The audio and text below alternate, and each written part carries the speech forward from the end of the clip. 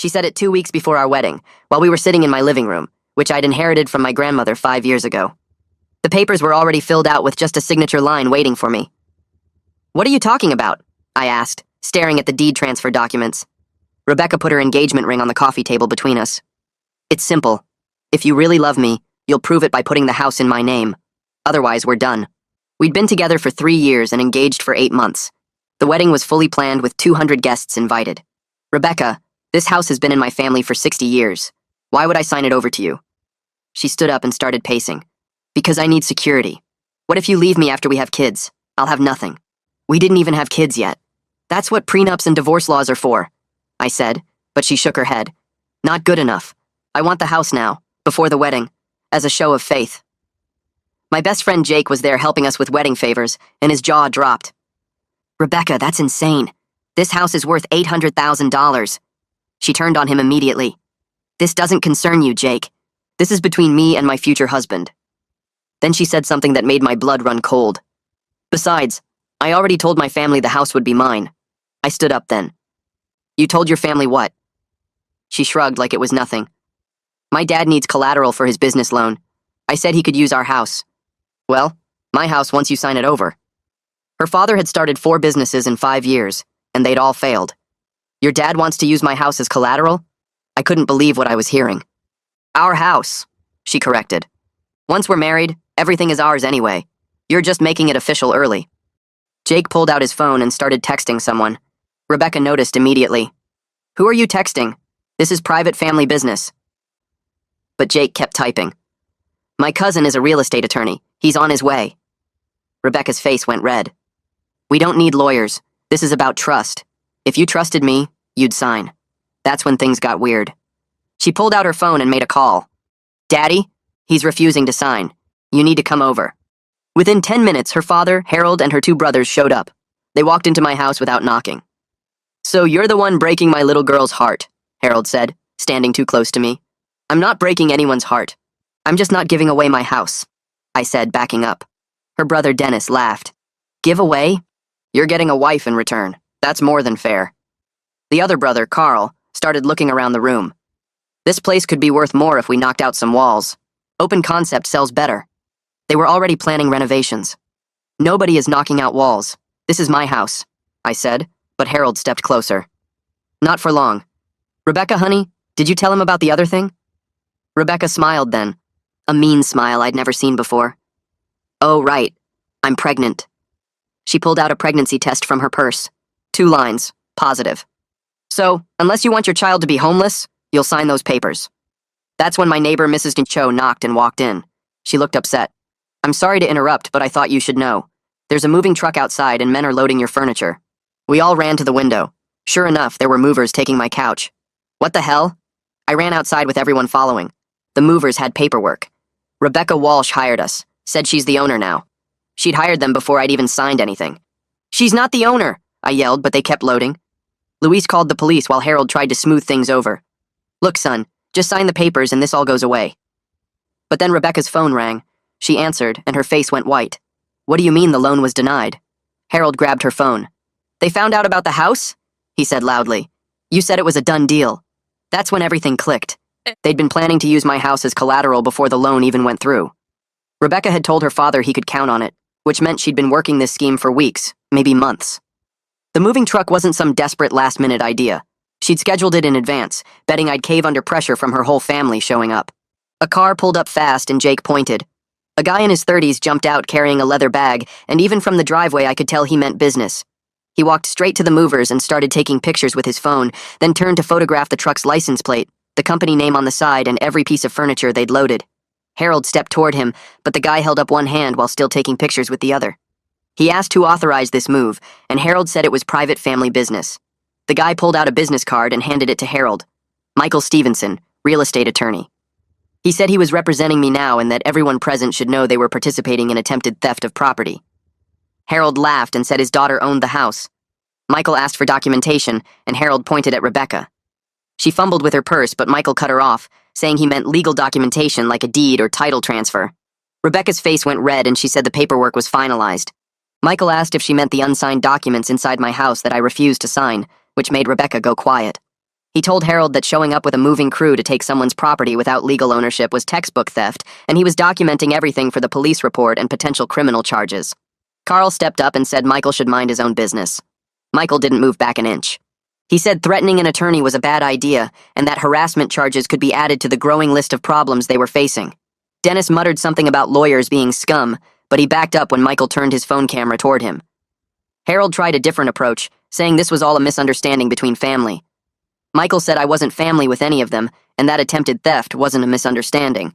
He asked the movers for their paperwork, and they handed over a work order with Rebecca's signature claiming ownership. Michael took pictures of every page.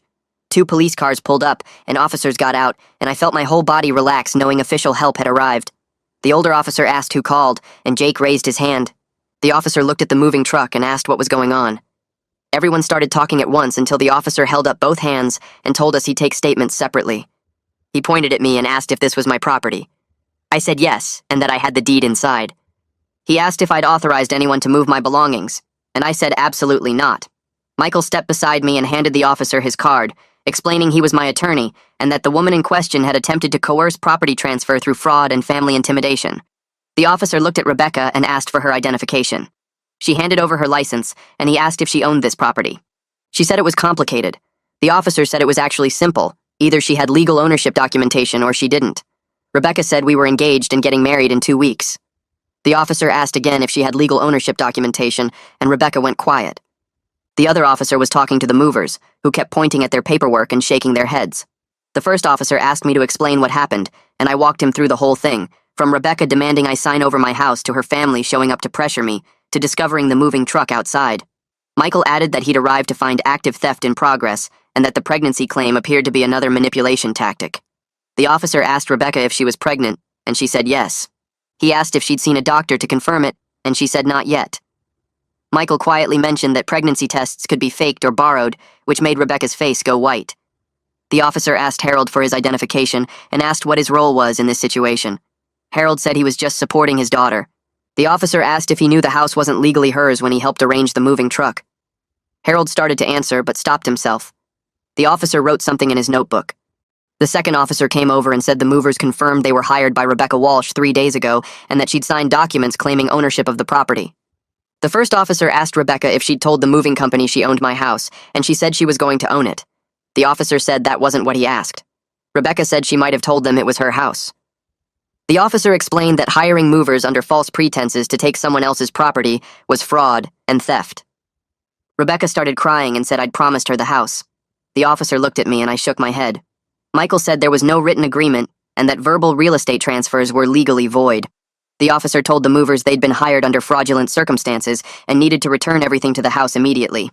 The head mover looked relieved and said they'd suspected something was wrong when the paperwork seemed off.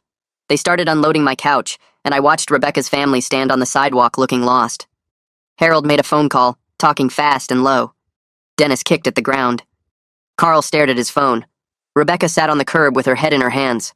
The officers finished taking statements, and the first one told me Michael said he'd already planned to file for a temporary order within the hour. The officer approved and said it was a smart move.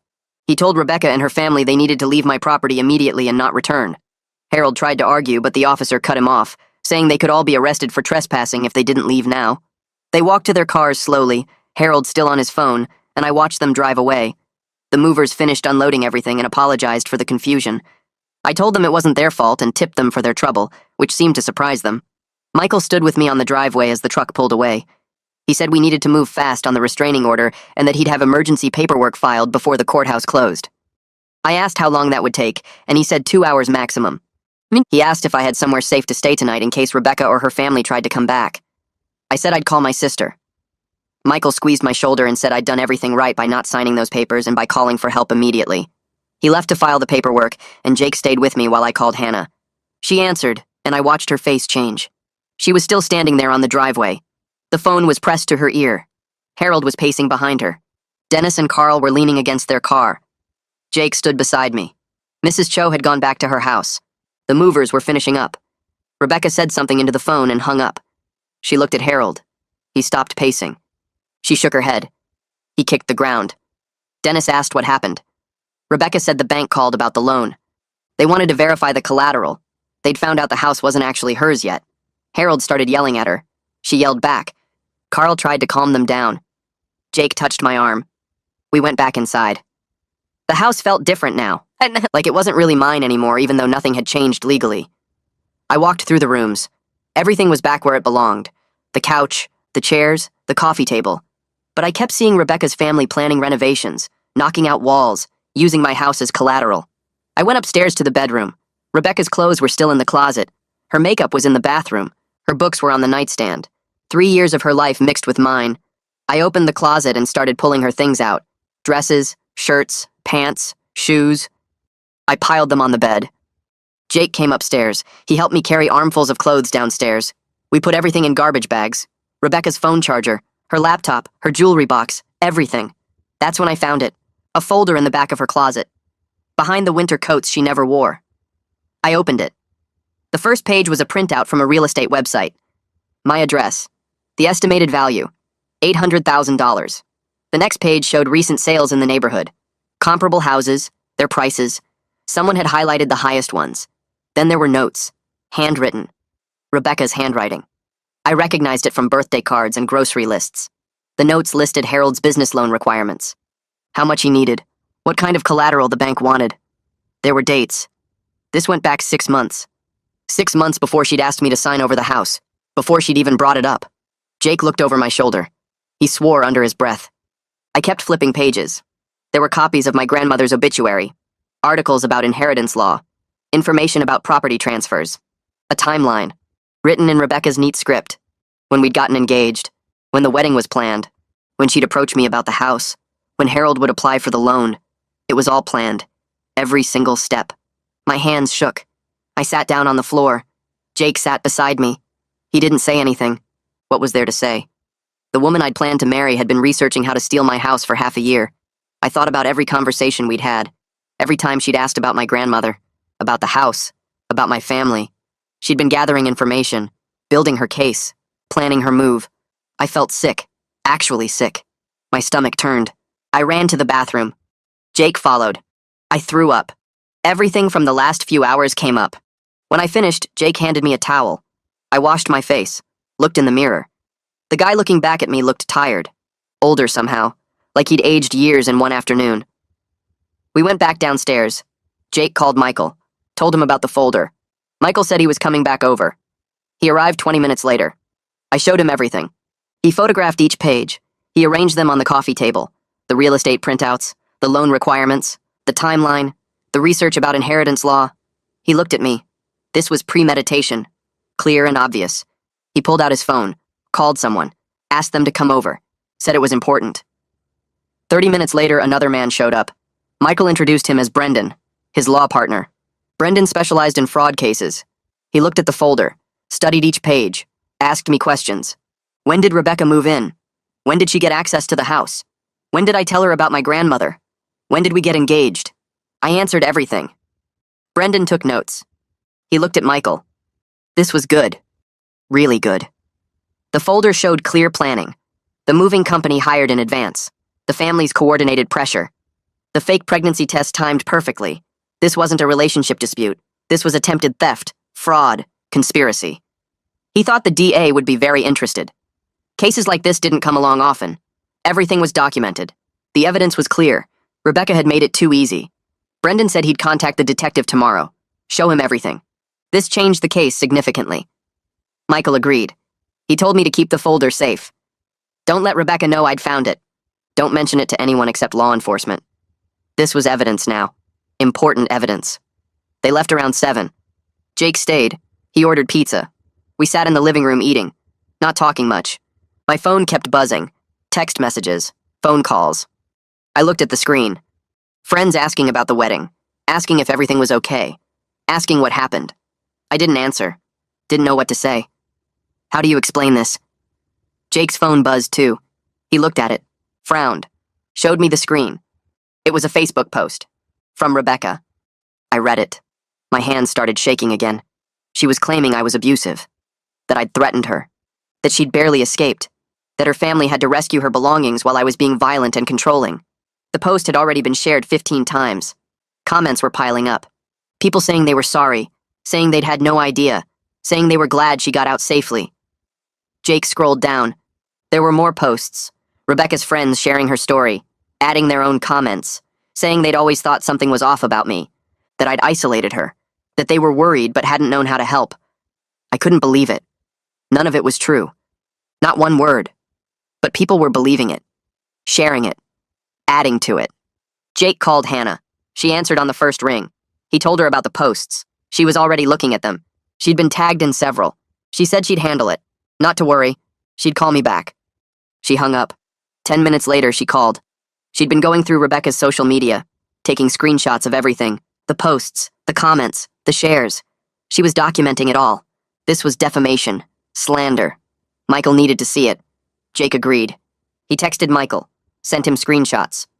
Michael responded immediately. This was bad but also helpful. It showed Rebecca's character, her willingness to lie, to manipulate, to destroy someone's reputation to cover her own crimes. He said don't respond, don't engage, don't comment on any of it. That's what she wanted. Drama, a public fight, something she could twist and use against me. Stay silent for now. We'd address it properly later. Hannah came over.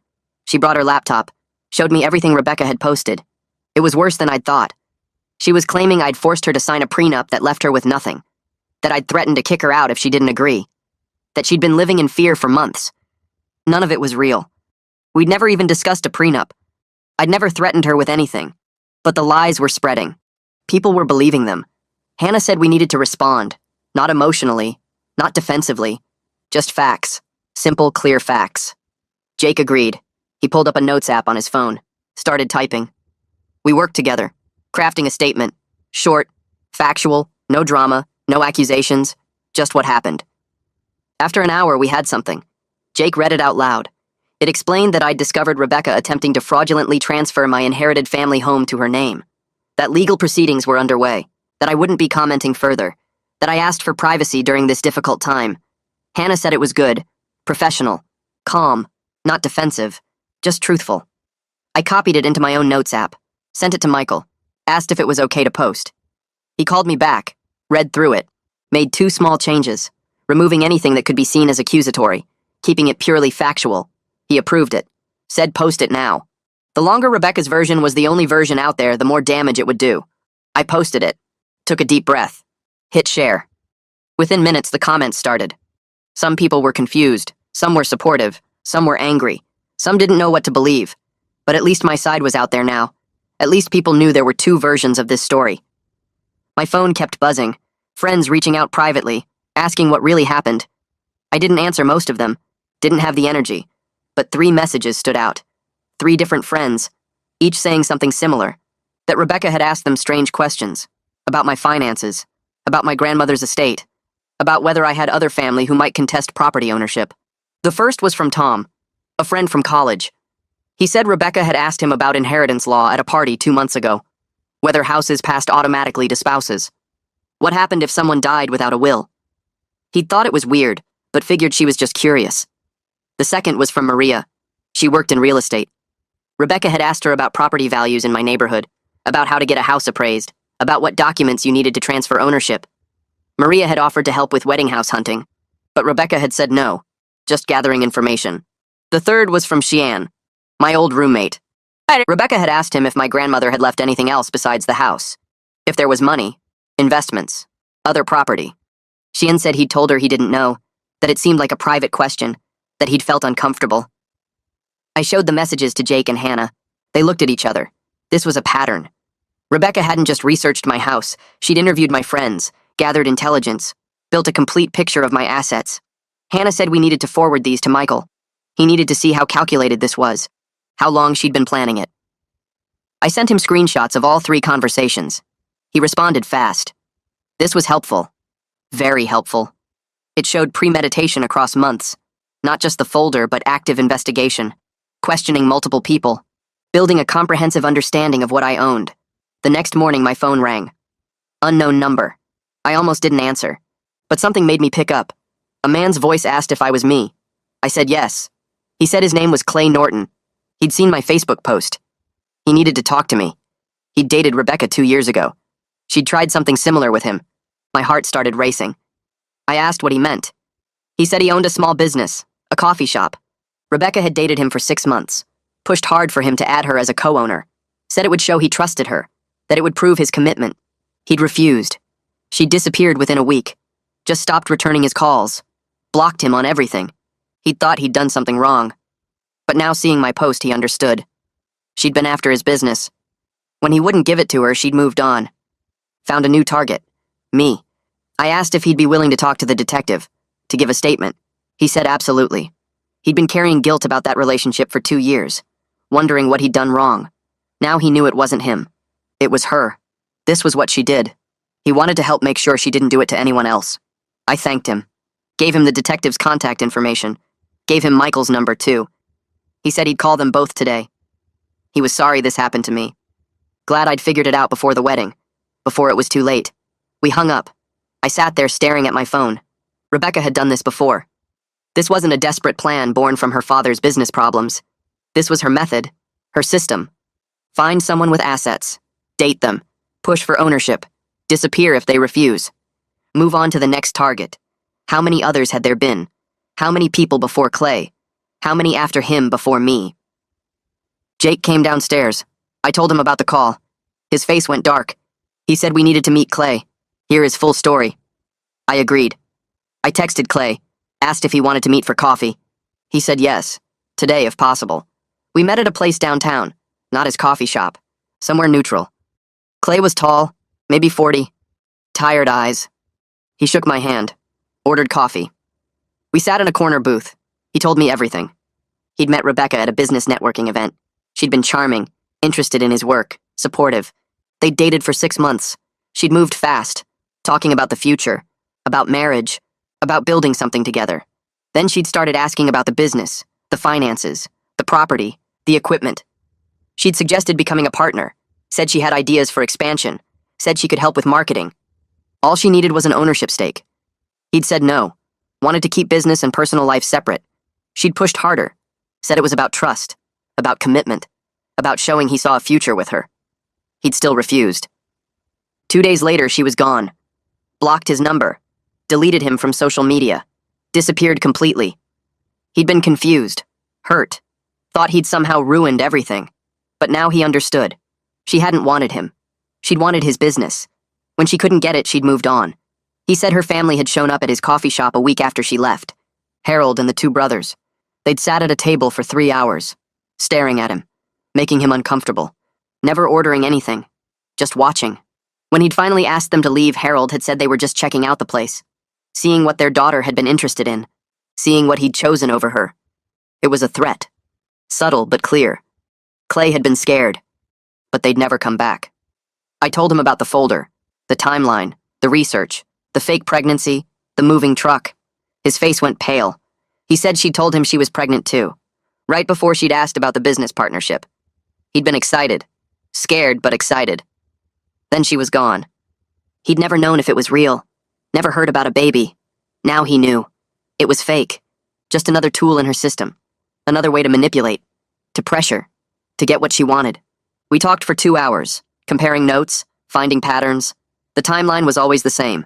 6 months of dating, building trust, then the ask, the push for ownership, the pressure, the fake pregnancy if needed, the family showing up to intimidate. If all that failed, she disappeared. Moved on. Found someone new. Clay said he'd give a statement to the detective. He'd testify if needed. He wanted to help. Wanted to make sure she faced consequences. Wanted to prevent her from doing this to someone else. I thanked him. We exchanged numbers. Promised to stay in touch. When I got home, the detective was calling. He'd spoken with Clay, taken his statement. This changed everything. It established a pattern. Predatory financial behavior. Multiple victims. This wasn't a relationship gone wrong. This was systematic fraud. The DA was now considering serious charges. Attempted grand theft, fraud, conspiracy. These carried real penalties, possibly jail time. I felt relieved, vindicated, but also sad. This woman I'd loved. This woman I'd planned to marry. She was a con artist, a predator. Everything between us had been calculated, planned, fake. The detective said Rebecca's new attorney had contacted Michael, wanted a meeting, wanted to resolve this amicably. Michael had refused, said this wasn't a misunderstanding, said attempted theft of an $800,000 property wasn't something you resolved over coffee. Said his client wouldn't meet with anyone from their side without law enforcement present. The detective approved. Said that was smart. Said Rebecca's attorney was probably realizing how serious this was. How much evidence there was. How bad this looked. Hannah called. She'd found a therapist, someone who specialized in trauma from manipulative relationships. Her name was Melissa Price. Hannah had already called her, explained the situation. Melissa had an opening tomorrow. Hannah thought I should go. I agreed. I needed help processing this, understanding how I'd missed the signs, how I'd trusted someone so completely who'd been lying the entire time. The next day, I drove to Melissa's office. Small building downtown, comfortable waiting room. She came out to get me. Mid-40s, kind eyes, calm voice.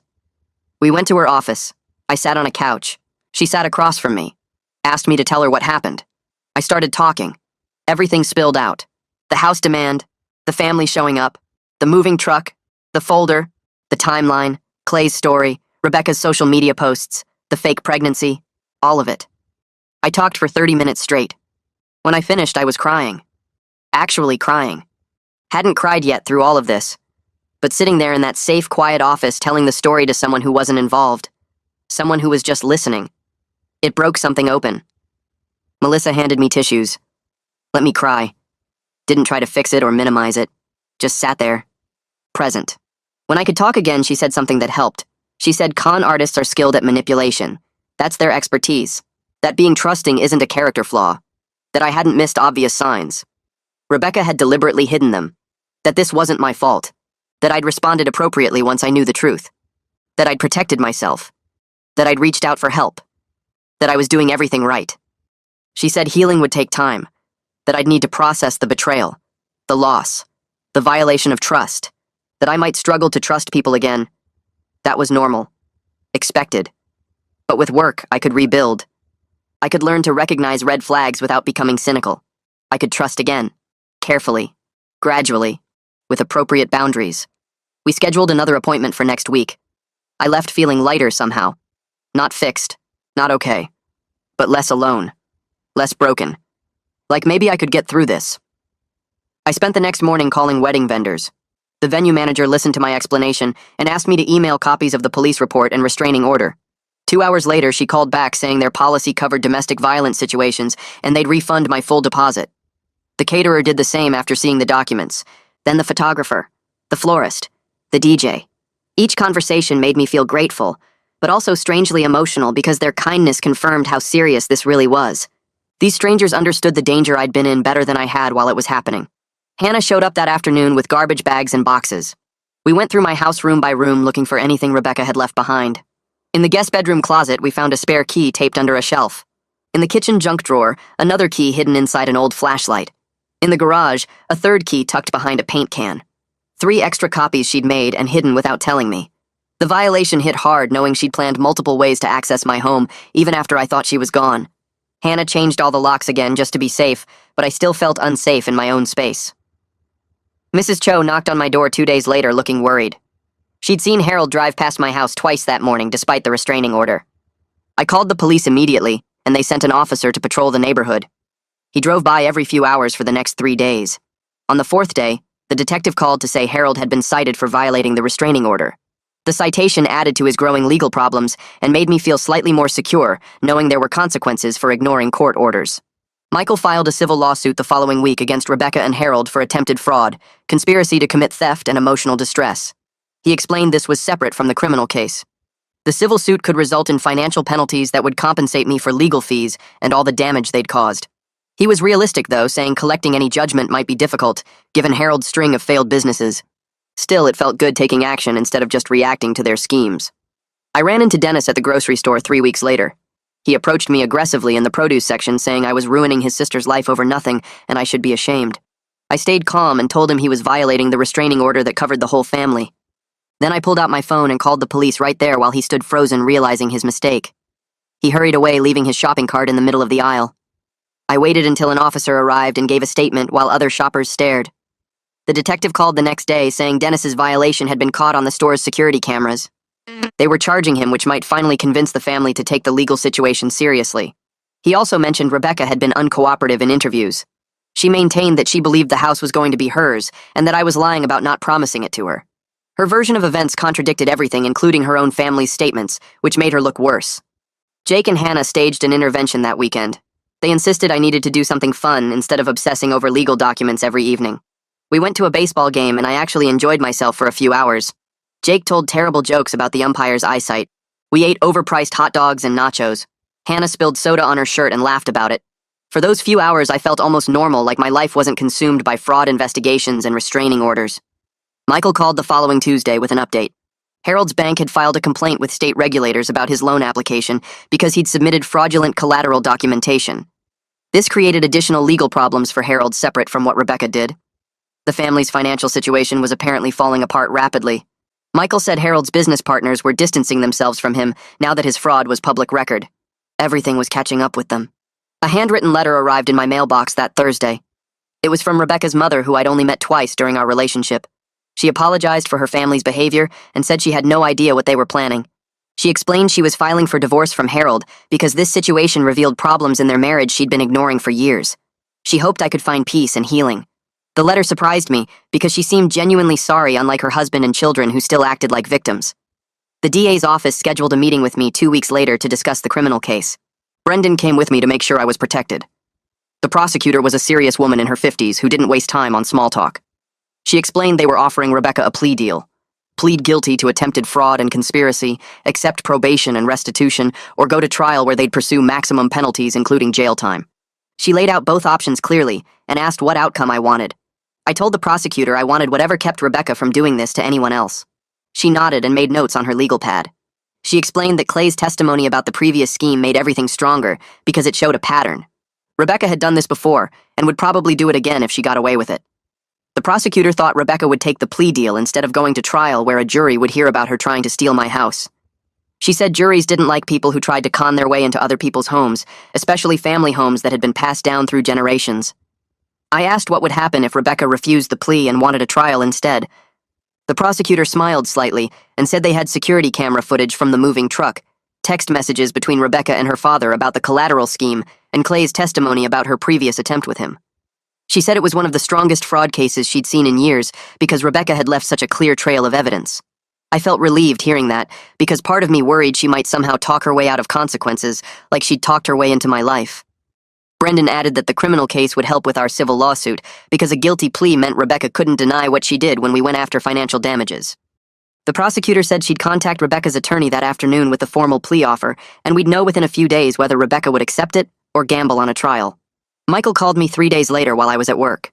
Rebecca's attorney had contacted the DA's office that morning to accept the plea deal. I stepped outside into the parking lot to hear the details better. The terms included 2 years of probation, where she'd have to check in regularly with a probation officer and follow strict rules. She had to complete 500 hours of community service, which Michael said would take her months to finish. She also had to attend mandatory counseling sessions to address whatever made her think stealing someone's house was acceptable behavior. The restitution part meant she owed me $15,000 for all my legal fees, and she had to pay it back over the course of her probation. Michael explained that the restitution amount could go up if our civil case resulted in additional damages.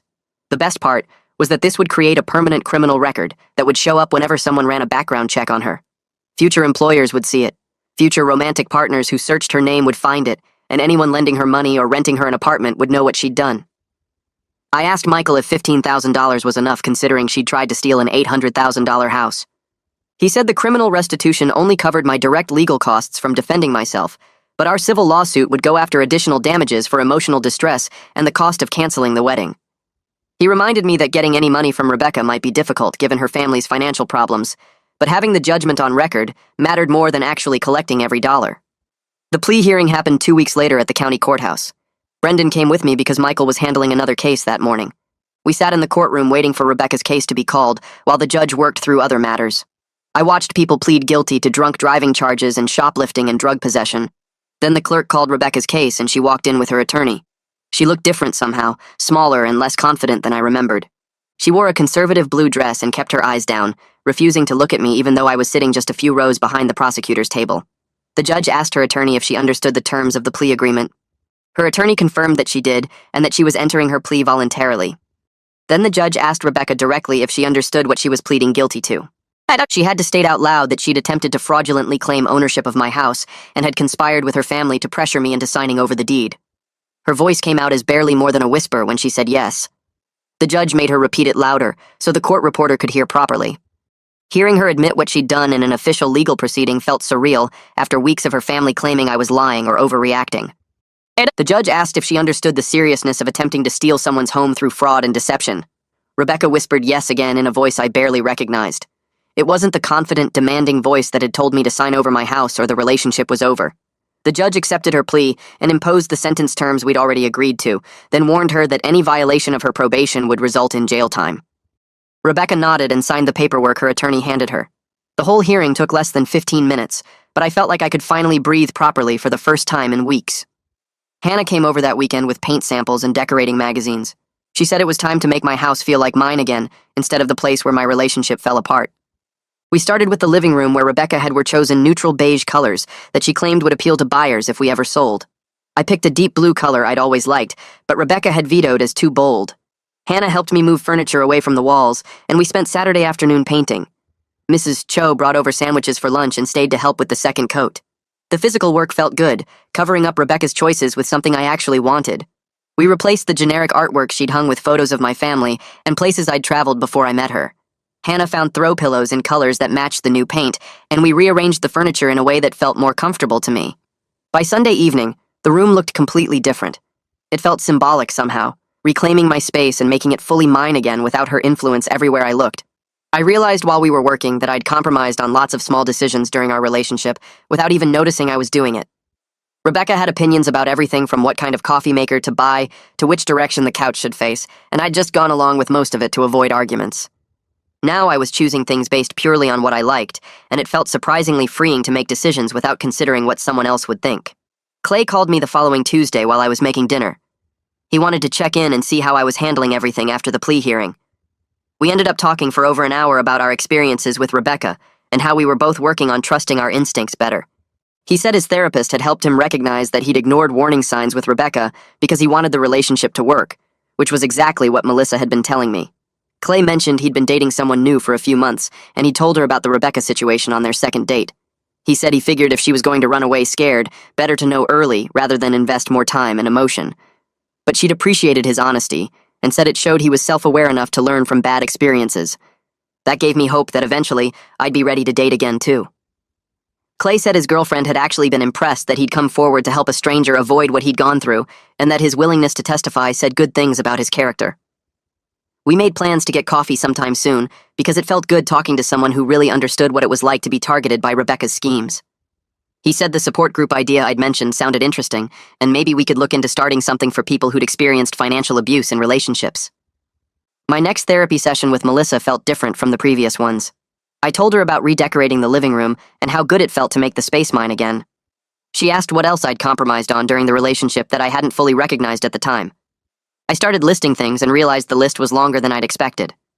Rebecca had gradually discouraged me from seeing certain friends, suggested I dress differently, criticized my hobbies as childish, and made me feel guilty about spending time with my family. Melissa helped me see that I'd ignored warning signs because I wanted the relationship to work, and because Rebecca was skilled at making her demands seem reasonable. She asked what patterns I needed to watch for in future relationships. I said people who push too hard too fast, who try to isolate me from friends and family, who show excessive interest in my finances, and who can't respect boundaries when I say no to something. Melissa wrote these down and said recognizing these patterns was crucial progress. She explained that people like Rebecca often test boundaries early to see what they can get away with, and when someone accepts small boundary violations, they escalate to bigger ones. I asked how I could trust my judgment again after missing so many red flags with Rebecca. Melissa said my judgment wasn't broken. I'd just been dealing with someone who was practiced at manipulation. She said the fact that I'd ultimately refused to sign over my house showed my instincts were working when it really mattered. Michael called with news about the civil lawsuit the following month. Rebecca's attorney had contacted him about settling out of court instead of going to trial. Rebecca agreed to pay $20,000 over 5 years for damages and legal fees beyond what the criminal restitution covered. Michael was realistic that I might not see all of it depending on Rebecca's financial situation, but having the judgment on record protected me legally. It established official documentation of what she'd done that would follow her for years. The settlement included terms that prohibited her from contacting me directly or indirectly, and if she violated that, I could take her back to court.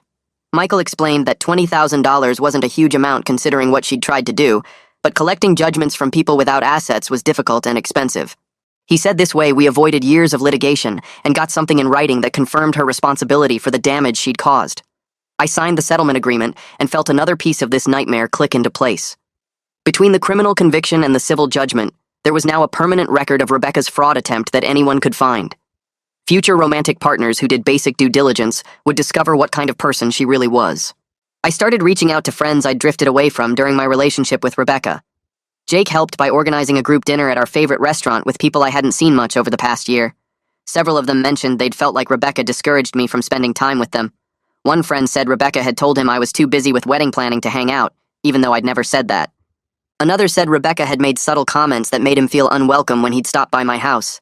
I felt embarrassed that I hadn't seen what was happening at the time, but everyone was understanding and just happy to have me back in their lives more regularly. We made plans to do game nights like we used to before Rebecca convinced me those were immature. One friend admitted he'd tried to warn me that Rebecca seemed controlling, but I'd gotten defensive and he'd backed off rather than damage our friendship.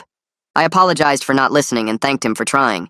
He said real friends stick around even when you make mistakes, and he was glad I'd figured things out before it was too late.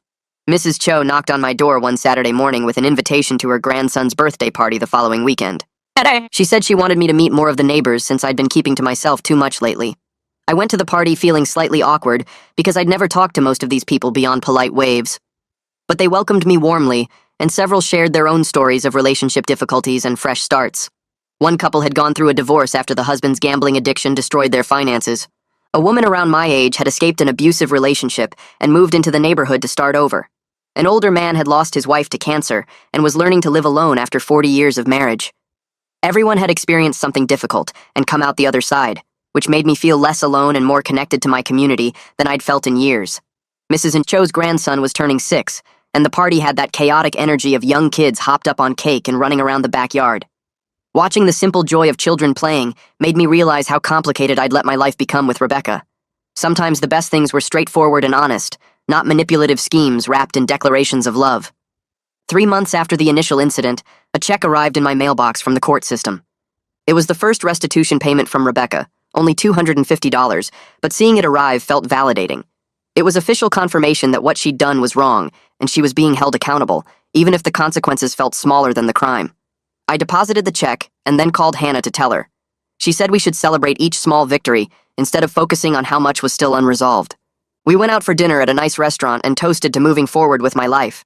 Hannah said she was proud of how I'd handled everything, from refusing to sign over my house in the first moment to following through with legal action instead of just letting it go. She admitted she'd worried I might cave to pressure from Rebecca's family or feel guilty about pursuing charges. But I'd stayed strong and protected myself, which took courage she hadn't been sure I had. Her words meant more than she probably realized because there had been moments when I'd questioned whether I was overreacting or being too harsh. Having my sister confirm that I'd done the right thing helped quiet those doubts. Hannah packed up her air mattress and extra clothes on a sunny Saturday morning about 4 months after everything started. She folded everything neatly and loaded it into her car while I made us coffee in the kitchen. We stood by her trunk and she gave me a long hug before getting in. She'd been staying with me on and off since the initial incident, sleeping in my guest room whenever I seemed like I needed company, or when legal stuff got overwhelming. Now I was doing better, sleeping through most nights without waking up anxious, going to work without my mind wandering to worst-case scenarios every hour.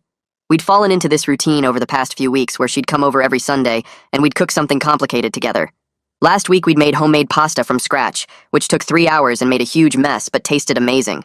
The week before that we'd attempted beef Wellington, which didn't turn out quite right, but we ate it anyway while laughing about how the puff pastry looked more like regular pastry. She'd told me during that dinner that she was proud of how I'd handled everything, from refusing to sign over my house in that first moment to following through with all the legal action instead of just trying to forget it happened. I'd gotten emotional hearing her say that because there had been so many moments when I'd wondered if I was doing the right thing, if maybe I should have just let it all go and moved on quietly. Her support had kept me going when I wanted to give up on the whole process. We kept up our Sunday dinners even after she moved back to her own apartment, and it became my favorite part of every week. I had a therapy session with Melissa where we talked about whether I was ready to start dating again.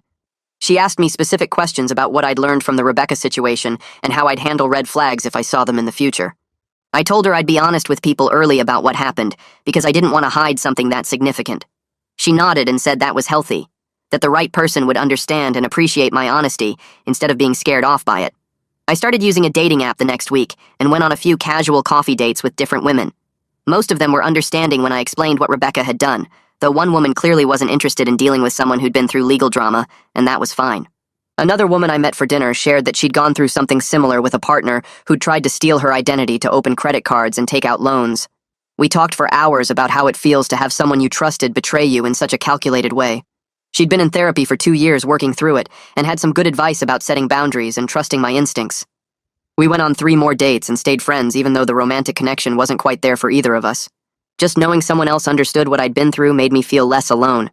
Jake called me one evening and asked if I wanted to grab dinner with him and someone he wanted me to meet. I showed up at the restaurant and he was there with a woman named Sarah, who he introduced as his girlfriend. They'd been dating for about 2 months and he explained he'd been hesitant to bring her around while I was dealing with all the Rebecca stuff. He didn't want to rub his happy relationship in my face while mine had exploded so dramatically. I told him I was genuinely happy for him and glad he felt comfortable including me now. Sarah was nice and easy to talk to, asking questions about my work and my house renovations without bringing up Rebecca at all, which I appreciated. Jake mentioned later when Sarah went to the bathroom that he'd told her the whole story, so she'd understand why he'd been protective of his time with me over the past few months. We started doing double dates after that, going to movies or trying new restaurants, and it felt good to be part of normal social activities again, instead of just focusing on legal problems and therapy sessions. The detective called me on a Tuesday afternoon while I was at work. He told me they were officially closing the criminal case because Rebecca had completed all the requirements of her plea deal so far. He said I'd handled everything exactly right by documenting everything thoroughly with photos and written records, and by not engaging directly with Rebecca's family when they'd tried to pressure me. The police department was actually going to use my case as a training example for other officers about how to handle domestic fraud situations. He explained that a lot of victims either don't report these crimes or they don't have good documentation, which makes it hard to prosecute. My detailed records and the security camera footage from Mrs. Cho had made their job much easier. Hearing that something positive might come from my nightmare experience made me feel a little better about everything I'd been through. At least other people might benefit from the lessons learned in my situation. I decided to refinance my house to get a better interest rate since rates had dropped and my credit was excellent. The refinancing process went smoothly, and I ended up saving about $400 a month on my mortgage payment. I used some of the equity to make improvements I'd been putting off for years. First, I had a professional security system installed with cameras at every entrance and motion sensors on all the windows. The security company rep was thorough and showed me how to monitor everything from my phone. Then I hired a contractor to update my kitchen with new countertops and appliances. My grandmother's kitchen had been functional but dated, and I'd always wanted to modernize it. I also converted one of the spare bedrooms into a proper home office with built-in shelving and a large desk. Making these changes helped the house feel more like mine and less like the place where my relationship had fallen apart. Every room I updated seemed to erase a little more of Rebecca's presence. I picked out paint colors I actually liked instead of the neutral tones she'd insisted on. I bought furniture that matched my style instead of compromising on things that would work for both of us. Rebecca's mother sent me an email out of nowhere about 6 months after the initial incident. She wrote that her divorce from Harold was final and she was moving to another state to live near her sister. She thanked me for not including her in any of the legal actions since she hadn't known what her family was planning. She said she hoped I'd find happiness with someone who deserved me, which was unexpectedly kind. I read the email several times trying to figure out if there was some hidden agenda, but it seemed genuinely apologetic. I didn't respond because I didn't know what to say, but reading her words helped me let go of some of the anger I'd been carrying toward her whole family. She was a victim of Harold's schemes too in her own way, married to him for 30 years while he dragged her through one failed business after another. I hoped she'd find some peace living near her sister away from all the chaos. Clay invited me to his wedding 8 months after we'd first met for coffee. The ceremony was small and personal at a park overlooking the water. He introduced me to several other people at the reception who'd survived financial abuse in relationships. One guy had an ex who'd taken out loans in his name. Another woman had a former partner who'd emptied their joint bank account and disappeared. We all started talking about our experiences and realized we had a lot in common beyond just the financial manipulation. We'd all struggled with trusting people again, with feeling stupid for not seeing the signs earlier, with rebuilding our lives after someone we loved betrayed us. Clay suggested we should meet regularly and keep in touch since it helped to talk to people who really understood. We started meeting once a month for dinner at different restaurants around the city. We'd share resources about protecting yourself legally, recommend therapists who specialized in trauma, and just support each other through the ongoing process of healing. What had been the worst experience of my life was turning into something that helped other people going through similar situations. That transformation felt meaningful in a way I hadn't expected. Melissa and I talked during one of our sessions about whether I still needed weekly therapy. I'd been seeing her for almost 9 months and had made significant progress. She pointed out that I'd processed the betrayal in healthy ways instead of letting it make me bitter or cynical. I'd rebuilt my support system by reconnecting with old friends and strengthening my relationship with Hannah. I'd established better boundaries and learned to recognize red flags I'd missed before. I was dating again with appropriate caution instead of either avoiding relationships completely or jumping in too fast. She suggested we transition to monthly check-ins instead of weekly sessions since I was doing so well. I felt proud hearing her list everything I'd accomplished because there had been times when I'd wondered if I'd ever feel normal again. We scheduled our next appointment for 4 weeks out, and I left her office feeling lighter than I had in months. I met someone named Natalie at a friend's birthday party.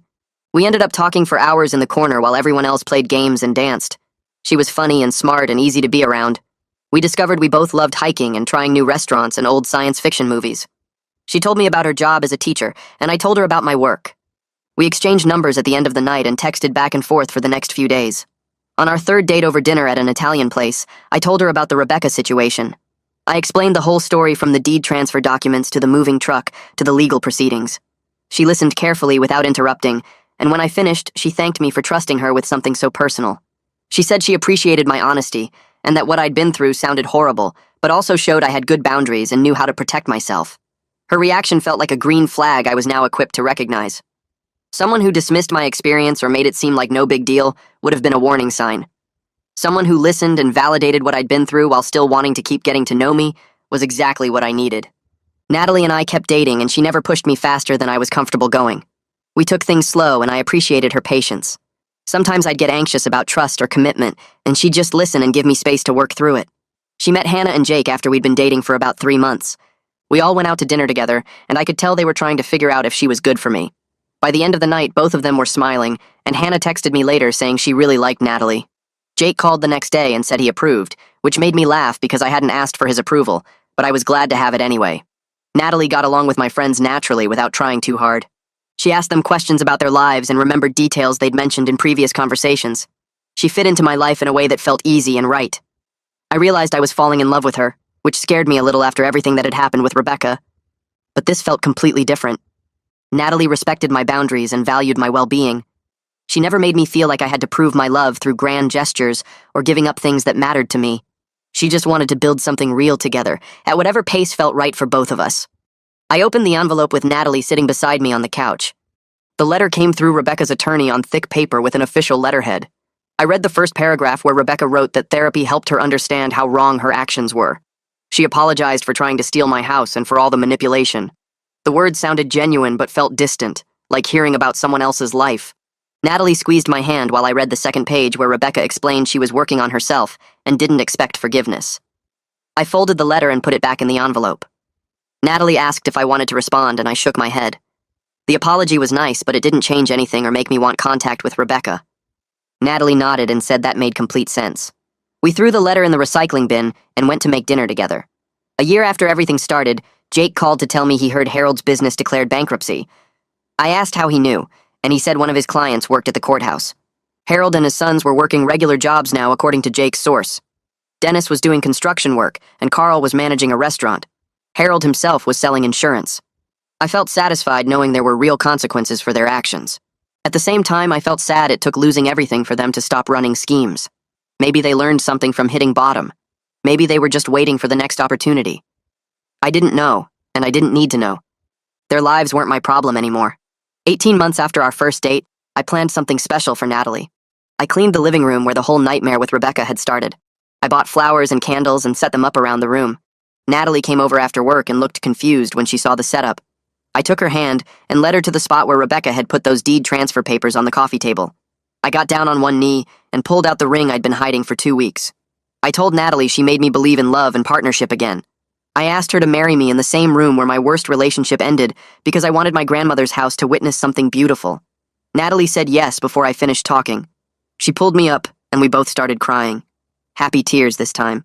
We stood there holding each other while the candles flickered, and I felt grateful my life had led me to this moment. The house that caused so much trouble was now the place where my real future began. We planned a wedding completely different from what I'd organized with Rebecca. 50 guests instead of 200. A small restaurant instead of a big hotel ballroom. We focused on people who actually mattered to us, rather than trying to impress everyone we'd ever met. Hannah agreed to be my best person, and spent weeks helping us with details. Jake wrote a speech that had everyone laughing about the time I tried to cook Natalie dinner and set off the smoke alarm 3 times. Mrs. Cho caught the bouquet even though she insisted she wasn't trying. She told everyone she was 72 and wasn't looking for a man at her age. The whole room laughed and she did a little dance holding the flowers. The wedding felt right in a way my planned wedding with Rebecca never had. Everyone there genuinely cared about us. Nobody was counting the cost or judging the venue. We danced and ate good food and celebrated with people who wanted us to be happy. Natalie moved into the house after our honeymoon. We spent weekends redecorating together and making the space truly ours. She respected that it was my family home, but added her own touches. New curtains in the living room, different artwork on the walls, plants on every windowsill because she loved growing things. I loved seeing her personality reflected in our space alongside my own. The house stopped being just mine and became ours. Every room held memories of us building our life together. The kitchen where we cooked breakfast on Sunday mornings. The bedroom where we talked about our days before falling asleep. The living room where we watched movies and made plans for our future. Natalie belonged here, and the house felt complete with her in it. Clay called one morning to tell me his wife was pregnant. I congratulated him and felt happy they were starting a family. A few months later, he called again to ask if I would be the godfather. I said yes immediately. The honor felt meaningful because our friendship grew from shared trauma. We'd helped each other heal, and that created a bond I valued deeply. The baptism happened on a sunny Saturday at a small church. I held their daughter while the priest said prayers and thought about how something good came from my worst experience. Clay and I met because we both survived financial abuse. Now I was promising to help raise his child. Life moved in unexpected directions sometimes. 2 years after everything happened, I stopped at a coffee shop to grab a drink before work. Carl was standing in line ahead of me. He turned around and saw me, and his face went red. I thought he might leave, but instead he walked over after getting his coffee. He apologized awkwardly for his role in his family's scheme. He said he was in therapy working on understanding why he went along with his father's plans. I appreciated his accountability, even though I kept the conversation brief. I told him I hoped therapy helped him. He nodded and said he was trying to be a better person. I didn't offer forgiveness because he hadn't fully earned it yet. Maybe someday I would feel different, but not today. We said goodbye, and I watched him leave. He looked smaller than I remembered, less threatening. Just a guy trying to figure out his life like everyone else. Natalie and I talked about starting our own family one night while doing dishes.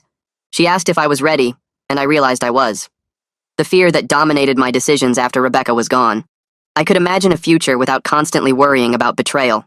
We dried the dishes and moved to the couch to keep talking. We discussed what values we wanted to teach our children. Standing up for yourself when people try to take advantage. Choosing trustworthy people and recognizing red flags early. Recovering from setbacks with grace and strength. Building a life based on honesty and respect. Our kids would grow up seeing a healthy partnership between parents who genuinely loved each other. That felt important after everything I'd been through. The support group Clay and I started grew bigger than we expected. 20 regular members now came to our monthly meetings.